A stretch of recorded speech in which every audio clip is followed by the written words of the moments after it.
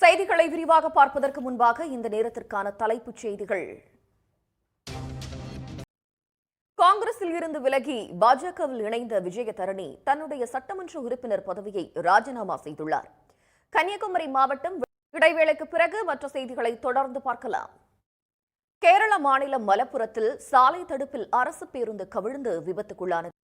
சென்னை புதுவண்ணாரப்பேட்டையில் தாயின் விபத்து இழப்பீட்டுத் தொகையை பிரிப்பதில் ஏற்பட்ட தகராறில் தம்பியை மதுபோதையில் கத்தியால் குத்திய அண்ணனை போலீசார் கைது செய்தனர். புதுவண்ணாரப்பேட்டை திரையரங்குகளில் என்னதான் புதிய திரைப்படங்கள் வெளியானாலும் ரீ-ரிலீஸ் செய்யப்படும் படங்களுக்கு ரசிகர்களிடம் அமோக வரவேற்பு உள்ளது.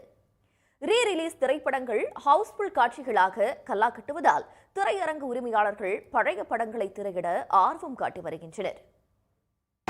10 ஆண்டு கால பாஜக ஆட்சியில் நிலக்கரி சுரங்க ஒதுக்கீட்டில் மிகப்பெரிய ஊழல் நடந்திருப்பது சிஏஜி அறிக்கை மூலமாக அம்பலமாகி இருப்பதாக காங்கிரஸ் கட்சி குற்றம் சாட்டியுள்ளது.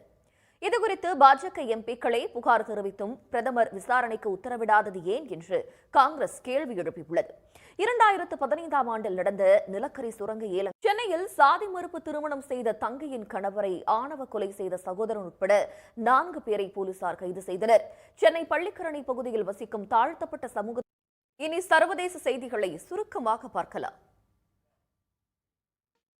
கேரள மாநிலம் திருவனந்தபுரத்தில் உள்ள உலக புகழ்பெற்ற ஆற்றுக்கால் பகவதி அம்மன் கோயிலில் பொங்கல் விழா வெகு விமரிசையாக நடைபெற்று வருகிறது. கடவுளின் தேசம் பாஜக டெல்லிக்கு ராஜாவாக இருந்தாலும் தமிழ்நாட்டிற்கு கூஜாதான் என்று அதிமுக முன்னாள் அமைச்சர் கடம்பூர் ராஜு காட்டமாக தெரிவித்திருக்கிறார். கோவில்பட்டியில் நடைபெற்ற கூட்டத்தில் பேசிய அவர் தமிழ்நாட்டில் பாஜக ஒரு பொருட்டே இல்லை என விமர்சித்தார்.